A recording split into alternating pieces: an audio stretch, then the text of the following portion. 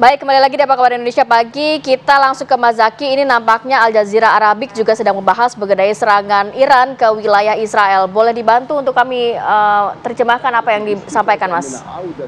Ya, jadi ini wawancara dari salah satu pengamat yang menjelaskan situasi dan kondisi pasca serangan Iran Ahad dini hari yang lalu ya ke Israel. Jadi Israel membentuk dewan perang yang dalam rapatnya mereka setuju untuk memberikan balasan tapi bingung cara seperti apa untuk melawannya gitu.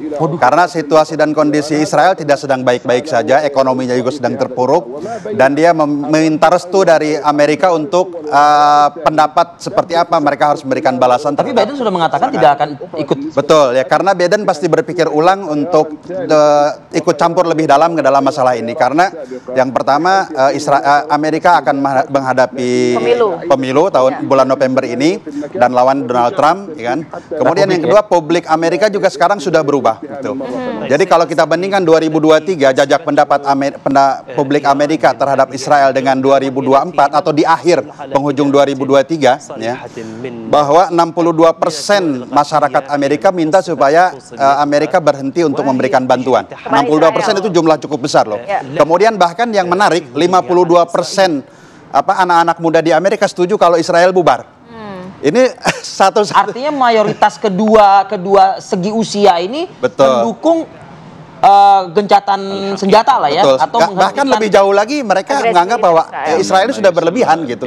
Bahkan negara Israel dianjurin untuk bubar gitu. Jadi selama ini kan Amerika menawarkan solusi dua negara. Gitu. Nah ini menarik gitu. Jadi di bulan Desember kalau tidak salah itu ada jajak pendapat terhadap anak-anak muda usia 17 sampai 24 tahun. 52% mereka mengatakan solusi dua negara bukan solusi yang terbaik. Berarti support dari Amerika Serikat dalam hal ini agak sulit begitu ya untuk Betul, bahkan dalam sejarah konflik Israel-Palestina, kemarin Amerika absen waktu resolusi Dewan Keamanan PBB terhadap perdamaian. Tapi bagaimana dengan dukungan-dukungan negara lain seperti Inggris, kemudian juga respon dari Rusia, Cina, dan juga kawasan Timur Tengah seperti apa? Jadi yang pertama begini, Israel pasti hari ini kehilangan dukungan dari Rusia. Dulu kan Rusia masih cukup memberikan bantuan karena Rusia sedang punya masalah dengan perang di Ukraina, gitu kan. Kemudian negara-negara Eropa juga terpecah. Seperti misalnya Spanyol, sudah jelas-jelas mereka menentang agresi Israel di saat ini. Ya. Kemudian Inggris dan katakanlah Perancis serta Jerman, mereka juga masih setengah hati karena melihat bahwa dampak yang lebih luas kalau kemudian perang ini meluas, maka mau tidak mau mereka harus turut serta untuk menjaga keamanan kawasan. Karena kalau kemudian konflik ini meluas, pasti yang berdampak adalah energi akan naik harganya dan seterusnya, ya kan? Nah itu yang sebetulnya strategi mereka. Nah, ada apa? Mungkin kita kembali lagi ke Al Jazeera nih, Mas Zaki. Ya, تعرف كيف تلعب على حبل الدبلوماسية وتعرف أيضا ini adalah wawancara di salah satu intelektual di Iran yang menyebutkan bahwa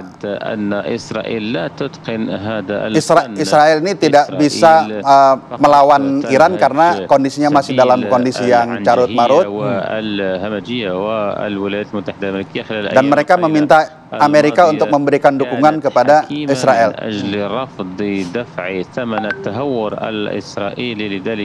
Karena itu Israel harus membayar harga apa yang mereka lakukan ketika menyerang konsulat di Damaskus.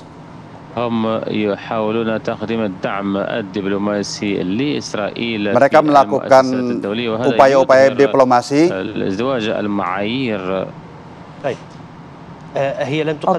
Mas Zaki, tadi Anda juga mentranslatekan adanya informasi bahwa Israel pun juga bingung saat ini begitu ya.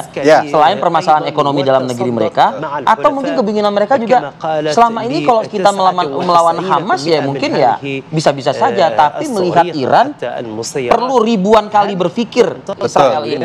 Apa sih sebetulnya yang dihadapi oleh Israel terkait dengan Iran ini? Ya, jadi kan begini, Iran merupakan salah satu negara kuat di Timur Tengah dari sisi militernya. Dan dia punya reaktor nuklir lah, yang tentu ini satu hal yang sangat berbahaya.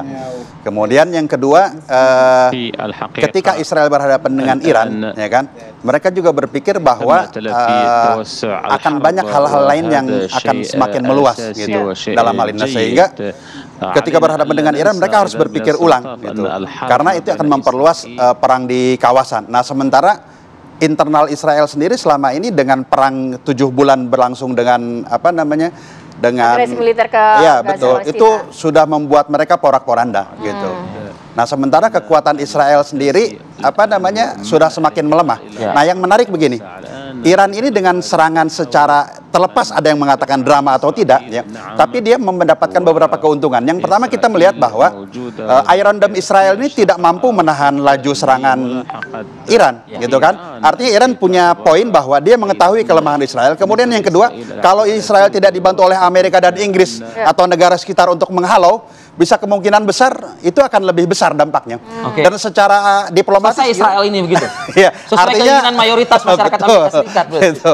Dan itu tentu akan punya dampak yang lebih luas gitu. Nah, maka Iran menganggap bahwa targetnya sudah tercapai, bahwa artinya tidak akan ada lagi serangan.